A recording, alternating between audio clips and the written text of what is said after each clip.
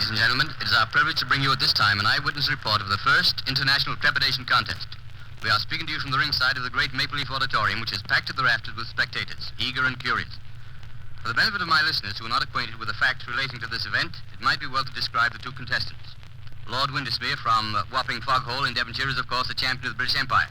The challenger is Paul Boomer, native son of Australia, who, I understand, worked his way to Canada in the crew of an ocean freighter carrying a load of Melbourne cabbage, upon which, so it is stated, Boomer trains exclusively. I see now there's a bit of a flurry around Lord Windesmear's entrance, and yes, here he comes, Lord Windesmear. I'll see if I can get him to come to the microphone and say a few words. Joe, will you see if you can get his lordship to come over here for a minute? Tell him it's for the radio. Okay, I'll get him for you. Thanks. Well, Lord Windesmear appears to be in good spirits. He's smiling and chatting. Thrown about him is a beautiful silk dressing gown of purple velvet, upon which is worked, I imagine, to be the coat of arms of the House of Windesmear. It's a beautiful thing. Good boy, Joel. In just a minute, ladies and gentlemen, I think we're going to have his lordship himself come to the microphone and say a few words. Right over here, please. Right over here. Yeah, right here. Yes, folks, here he is, right in the microphone, the champion himself, Lord Windesmear. Your Highness, how did you come to take an interest in this unusual art? Well, I suppose you could say it all started over Lady Windesmear's fan. I see. Yes, I noticed she was constantly waving this fan in front of her face, so I asked her why the deuce she did it. So she retorted that if I insisted on constantly crepitating, she had to fan away in pure self-defense, you see.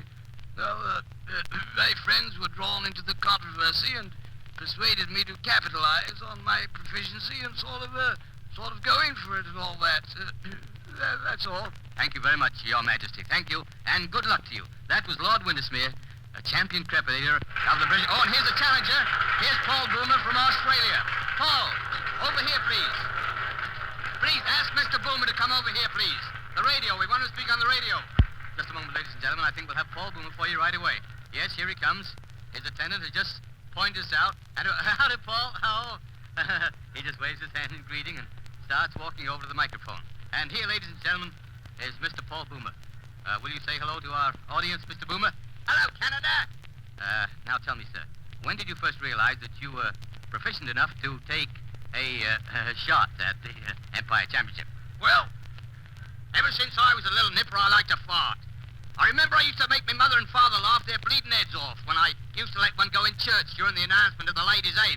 Excuse me, Mr. Boomer, on the radio, we call it crepitating. Now, look here, cobber. What I always says is, a fart's a fart, whether you raise up on one cheek and sneak, or whether you give it a full blast like I do. Very well. As long as the CBC is no objection. I personally find the four-letter word much easier to say and more descriptive than the longer and more academic crepitation. Thank you. And I would like to say... Oh, and there's the bell. Thank you, Mr. Boomer, and good luck. Paul Boomer hurries off to the center of the arena to meet the champion and to receive instructions. Now the house lights are dimming, and the great flood of high-powered electric lights cascade down onto the center of this great arena where stands, in simple eloquence, the farting post. The farting post is about 4 feet high and is decorated with red, white, and blue bunting up to about 9 inches from the top. The bare top section is worn smooth by the grip of many hands in previous contests. And now it appears that Paul Boomer is to be the first at the post. Now, that, I believe, is customary for the challenger to make the first effort. Yes, Paul Boomer takes off his dressing gown and strides to the farting post. He grips it firmly around the top and flexes his knees. The signal to commence has not yet been given, so we may assume that these are just preliminaries. I think I have time to describe Mr. Boomer's outfit. He's stripped from the waist up and wears a tight-fitting trunks of powder blue trimmed with scarlet. These trunks are similar to those worn by wrestlers with one important difference. Excuse me. There's a hole about 6 inches in diameter removed from the seat. This, of course, has been done for obvious reasons. This symmetrical aperture is called the fenêtre de brise, literally translated meaning the zephyr window. Mr. Boomer's fenêtre de brise has a scarlet trim around its perimeter, giving a very provocative air to this genial Australian backside. And there goes the signal to commence. You might have heard it over the microphone, a blast on the medieval Bronx Hussar Spiegel, the traditional woodwind instrument associated with this sport for centuries. Now a hush falls on the vast throng as Boomer walks slowly, deliberately to the farting post. He's exuding confidence, and he gives one last all-encompassing grin to the tense audience as he grips the farthing post between a pair of hands that look as though they could splinter the post. Now he flexes his knees, much in the manner of a boxer. He seems to be concentrating on the very top of the farthing post. You can hear a pin drop, and here it comes.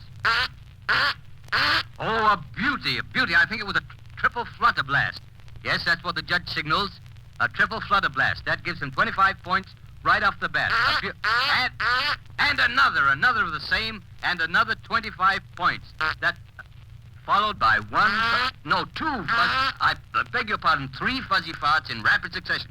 It's amazing how this man can change pace and style of offering by a slight, simple shifting of his buttock area. He's still gripping the post in complete concentration. Boomer now has a score of 65. Those last 3 fuzzy farts at 5 points apiece, adding 15 to his previous score. And now here's something coming. A flooper, a perfectly executed flooper. What's that? I'm sorry, ladies and gentlemen. That was a follow-up flooper. The second time in the history of this sport that a follow-up flooper has been achieved in open competition.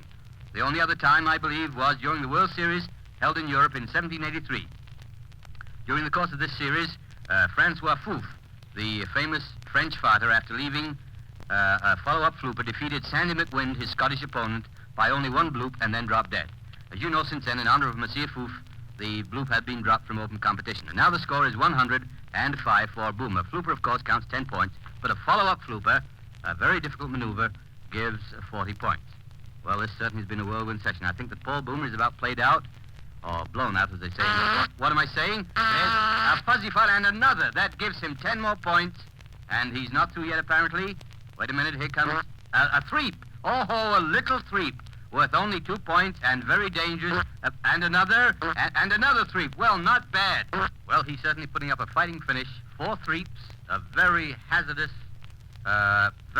fart because of the danger of plotching. But giving him 8, a very valuable point. And there he throws up his hands. He throws up his hands as a signal that he's finished. And the crowd gives him a tremendous ovation. He's sitting down, looking a little pale, a little wan perhaps, but smiling happily at the crowd. This man has a definite charm about him that has endeared him to all except the most rabid Windesmear fans. And here's the result. Wait a minute. Oh, Boomer! 123 points! Did you hear that? Paul Boomer, 123 points, a world's record, beating Lord Windesmear's previous world mark of 119 by 4 points. Paul Boomer, at this moment, is the world champion.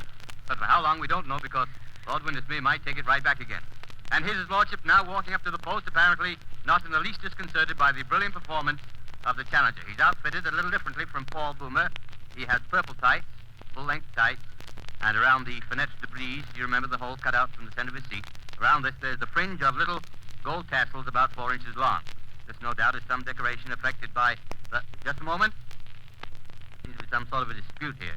Paul Boomer and his seconds are on their feet and seem to be arguing with the judges and pointing to the fringe on their champion's posterior. Oh, I see. Paul Boomer is claiming that the fringe might add a whistle or some other sound to Lord Windesmear's efforts and so increase their value. And after all, in a closely fought contest like this, every little advantage must be jealously watched. The judges appear to be agreeing with Paul Boomer, and they direct the champion to remove the fringe. He doesn't like the decision very much, and the crowd's getting resentful. They think he should be a better sport about it. And I agree with him. Oh, he seems to have decided that he's got to give in, and he rips off the fringe and flings it to the ground. Then he walks over to where Boomer is sitting. He turns his back, puts his hands on his hips, and oh, he leaves a threep right in Paul Boomer's face. The crowd get a kick out of this. As you know, a threep is a very low scorer, only 2 points, but to throw one away just in a gesture of defiance demonstrates the spirit of dash and recklessness which has made the Englishman the champion that he is. He's smiling disdainfully now as he returns to the center of the arena. He nods to the judge to show he's ready, and hello, what's this? He's not going to use a farting post. Lord Windesmear, the champion, in a final gesture of contempt, scorns the use of the farting post. Well, this is developing into a bit of a grudge contest. He has his hands on his hips, feet apart, knees slightly bent, and a sizzler. His first attempt is, and another one, 2 in a row, and another one, a third. 3 sizzlers in a row, a tremendous effort. 60 points in his first 30 seconds. I can't go on with this. 3 sisters in a row. A tremendous effort. 60 points in his first 30 seconds. This one. And 1, 2, 3, 4. 4 fuzzes. 4 fragrant fuzzes in rapid succession. It's a pleasure to see the ease and comfort with which his lordship leaves his fart. Perfect technique. And now his score is 80 points. 80 points in the first 30 seconds of the post. Now he's getting ready again. Hands on hips. A little bit red in the face as he strains to... Oh, something's there. Wait a minute. Something's wrong. His attendants run into him. He's in some kind of distress. I see. Yes, the judge's signal. It was a plotcher. Oh, hard luck, your lordship, sir. Hard luck. The champion left a very bad plotcher and will be penalized 15 points. That puts him back to 65 points, 59 short of the 124 he needs to retain his championship. He's all set again and seems to be straining a little more cautiously. And here is...